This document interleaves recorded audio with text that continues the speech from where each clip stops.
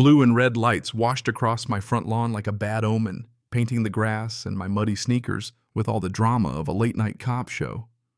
I was still gripping my weekend bag in one hand and my dog's leash in the other when the first squad car slid to a stop.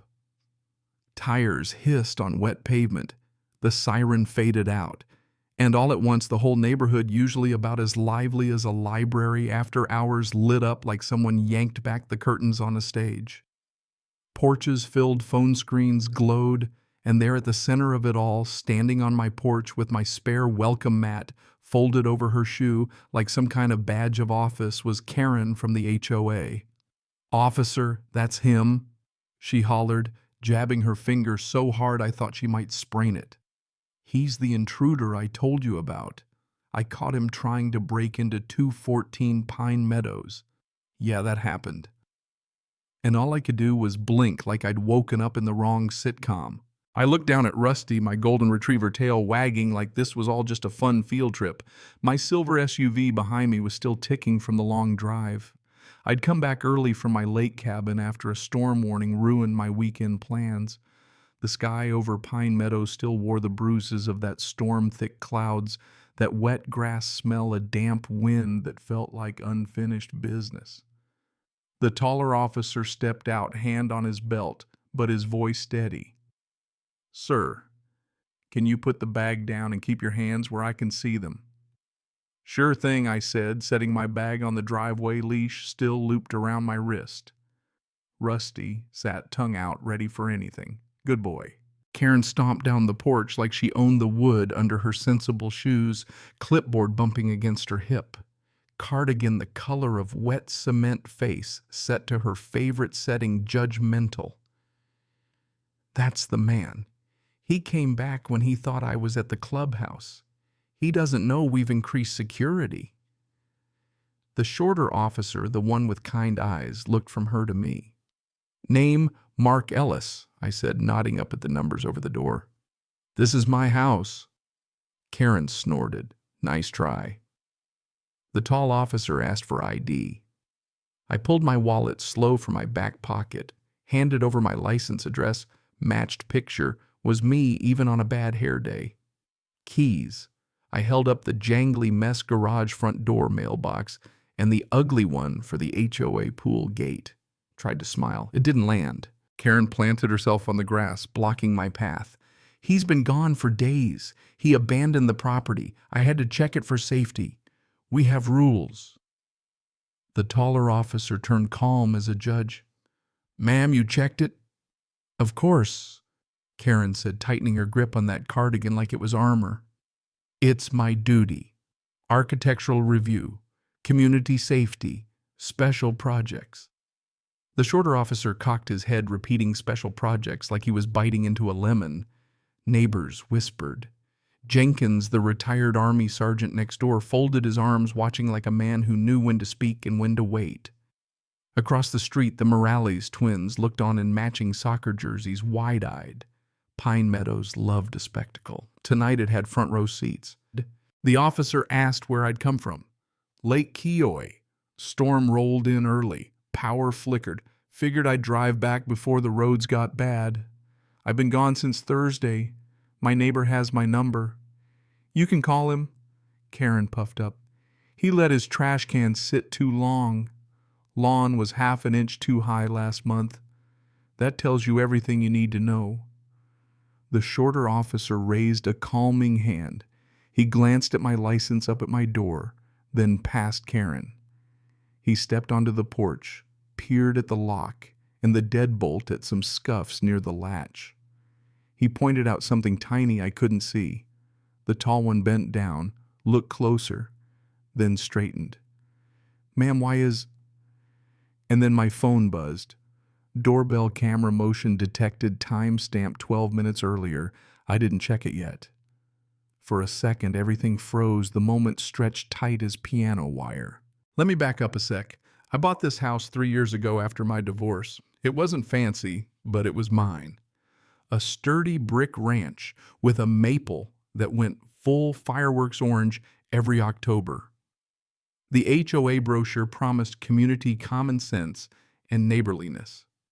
There was a pool, a playground, a clubhouse where someone was always rearranging cupcakes. Met Karen, day one smile that didn't reach her eyes, binder with tabs for everything, handshake that lingered a beat too long, eyes flicking over my lawn.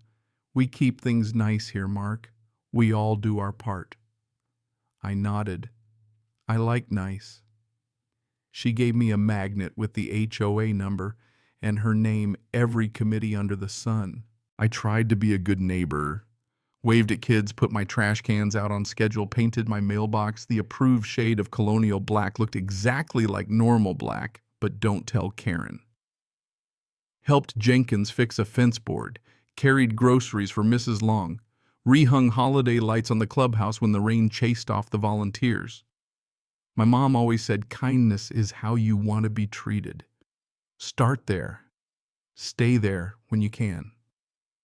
Still the letters came. Not mean, just firm. A note about a garden hose, a warning for my cousin's kayak against the garage, a reminder that seasonal flags should be tasteful. Always ended with thank you for helping keep Pine Meadows beautiful. Karen's handwriting every time. This spring I bought the lake cabin with my brother. 2 bedrooms, deck on the water dock where Rusty napped with his nose in the sun. This weekend was my turn. Packed my bag, left the porch light on a timer key with Jenkins out of town by Thursday. Friday was pancakes, kingfishers, and peace. Saturday, clouds, weather alert, trees bending like they were praying. Made the call, cleaned up, locked up, headed home through silver rain. Pulled onto Pine Meadows puddles, sparkling in the gutter porch light on, even though it shouldn't be side gate open. Stomach clenched. It's nothing, I told myself, windstorm. But I saw a flash of a cardigan on my porch. Got out, called hello. Rusty hopped down, stretched, then sat because he's an optimist. Karen turned around Matt over her sandal. "You're early," she said, like she was hosting me. "So are you?" I replied, keeping it simple. She rattled off about inspection routine, safety after storms. We check for damage and people who shouldn't be here. People like me, apparently. We've had break-ins. You were gone. Houses can't look empty. Basic safety. I saw a light on. Heard a beep. Came to verify. I looked at my door. Deadbolt shifted. Tiny scratch on the paint. Faint metallic scent in the air. "Karen, did you go inside?" She squinted. "Of course not." I peeked. For safety. Then phone in hand, she started dialing. "You can show the officers your ID. For the record." That's when the cruiser turned in and the circus began. Back in the present, the officer stood by my door. "Sir, do you have proof of residence besides your ID?" "In my glove box," I said. "Dug out insurance registration, a utility printout." Karen folded her arms. "Documents can be faked." The tall officer looked at her patient as a schoolteacher. "Ma'am, we're working through it." The short one radioed dispatch. Jenkins finally stepped forward, voice rock steady. "That's Mark's house. He gave me his spare key. Told me about the storm. He's square." Karen didn't even glance at him. "The HOA cannot bend for feelings. Standards are standards." Jenkins snorted. "I know standards. I served 3 tours. The officers asked if I could open the door with my code. Karen barked, "Don't let him touch anything." The tall officer gently kept order. I punched in my code. Door chirped. Handle turned a little too easily. Inside, the smell of pine cleaner coffee, Rusty's fur but something off. "Hold up," the tall officer said, flashlight sweeping low. He lifted the mat. There, glinting in the dust, was a brass key with a red plastic tag, HOA Common Areas. Next to it, a half-moon smear of mud sandal tread. "Why is my key under his mat?" Karen blurted. "Your key," the officer echoed. She snapped her mouth shut, eyes wide. Then came the kicker. Dispatch confirmed I was the homeowner, and the ring cam flagged a trespass clip. Neighbors buzzed. The officers checked the tablet, eyebrows shooting up. Karen asked, "What are you looking at?" The tall one flicked on his body cam. Mr. Ellis, for everyone's safety, stay on the porch while we check inside.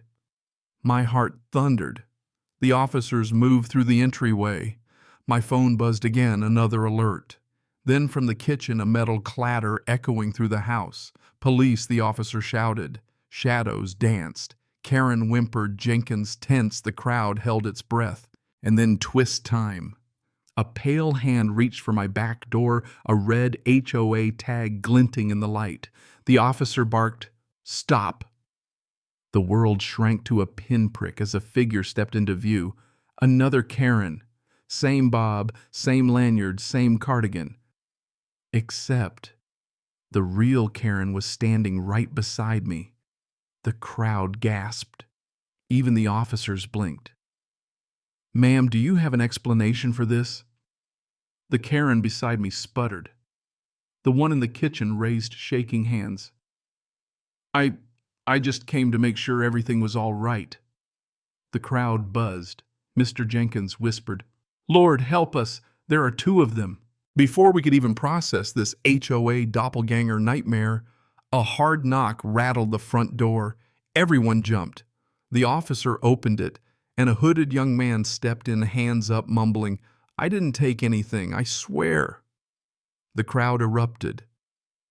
"Who are you, son?" the officer pressed. "Eric! Eric Whitfield." The world seemed to freeze. Karen's face turned to chalk. My son," she whispered. Patel finally, with a name for the short officer, asked, "Do you want to explain what your son was doing inside this man's house with an HOA master key?" Karen stammered about inspections. Jenkins barked, "Inside another man's home. You've lost your mind, woman." Eric looked at me, shame and defiance fighting in his eyes. "I wasn't stealing. Mom said you were gone. She gave me the key. Said it was safer than me hanging out at the gas station." The neighbors erupted. Karen hissed at him to stop, but the truth was out. The officers turned to me. "Do you want to press charges?"